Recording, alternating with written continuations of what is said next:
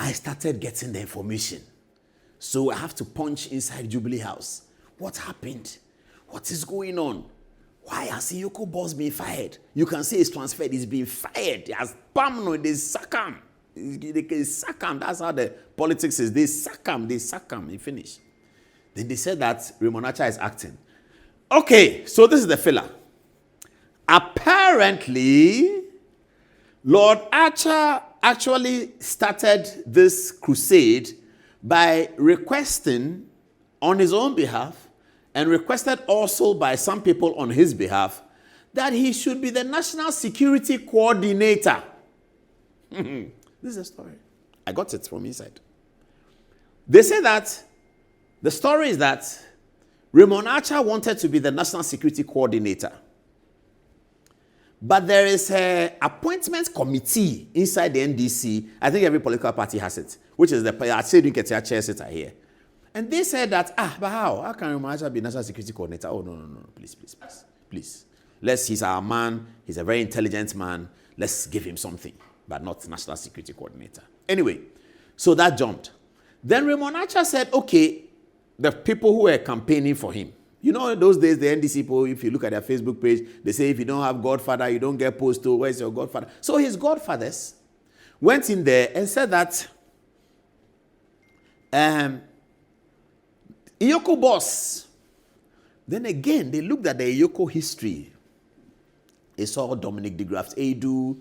They saw some other people all the way to Mamitiwa when the EOCO, when the Serious Fraud Office was changed to EOCO in 2010, something like that. They used to be called the Serious Fraud Office. And we did a lot of stories on Serious Fraud Office. Dominic de Graft Edu. Raymond Archer and me and Raymond Archer, we did a lot of stories together on Serious Fraud Office with Dominic de Graft Edu's period. Okay.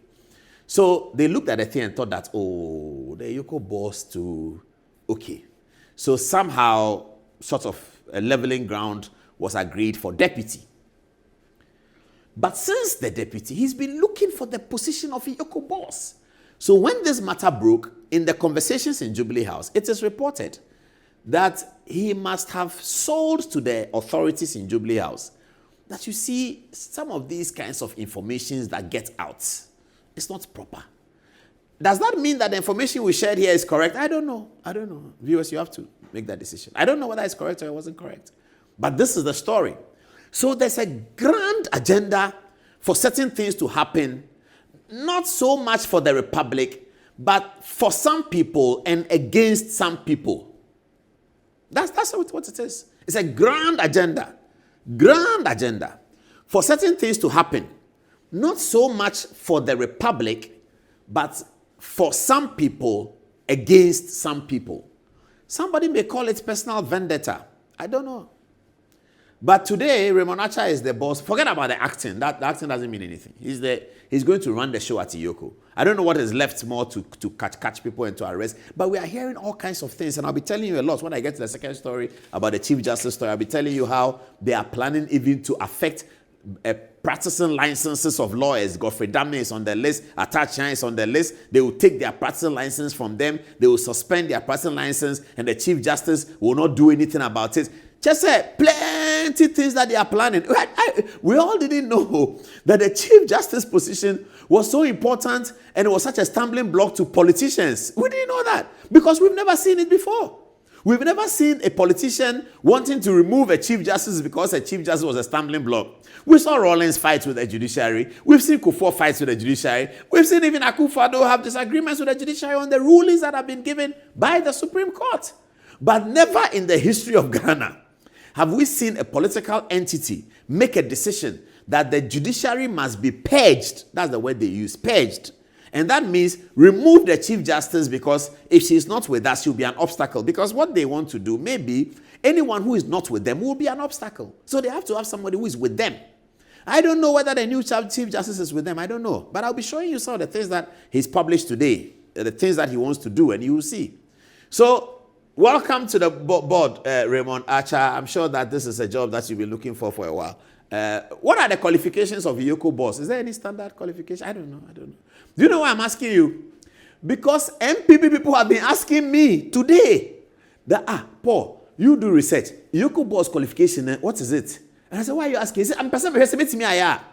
I say, Upe EOCO boss. He said, I said, Raymond Archer, EOCO boss, no baby. I said, take your time, EOCO boss is not a baby. It's not food, it's not Gary Photo. That's this evening, it's Gary Photo. It's not Gary Photo that we are going to eat. So it's not a baby. It's not we are all going to eat some. No. EOCO boss is a disciplined position for a disciplined man and blah, blah, blah. But a number of MPP young men who have called me today, some guy called me from America. He said that he's doing PhD, but he wants to add organized crime. And I said, why? He said he wants to be EOCO boss. I said, when? Then he paused. He said, when we win. I said, when we win, which one? The 28 or 32? He said, but Papa, you to what I say, we'll win, whatever time we'll win. So he's going to add it to his PhD because he wants to be EOCO boss. So one thing that you have done for EOCO, Raymond Archer, which is great, is that by being elevated to the top position, you have so well advertised the EOCO position. Now plenty young men want it. You've done well. Because the course I got today, they said they all want to be EOCO boss. Hey, they will be EOCO boss. Somebody called me and said, Raymond Archer was my mate in GIJ. I said, so what? He said, but he's EOCO boss. I said, so what? I said, hey, 25 years ago, Raymond Archer was the editor of the Ghanaian Chronicle in the year 2000. Raymond Archer was the editor of the Ghanaian Chronicle. Have you edited the Ghanaian Chronicle in those circumstances before? He said, but me too, I was a statesman. I said, so you want to be EOCO boss? He said, yeah, I'll be EOCO boss. I said, okay, no problem. This is what has happened. This is what has happened today. All the young men in Ghana, they are doing PhD, they are doing masters, they are doing double masters. They want to be EOCO boss. It's good, isn't it? Sometimes certain things happen and it's good. Because certain people get interested. You see, some of the young people, they are not interested in Ghana. They don't care. And by the young here, I don't mean very young. I mean 35 to 50, 40, 55, that kind of thing. Yeah. A lot of them, they are professionals. They're not really interested in Ghana. We always tell them, Charlie, this you are not interested in Ghana. Come and join, so that we can all work together and say, politics is dirty.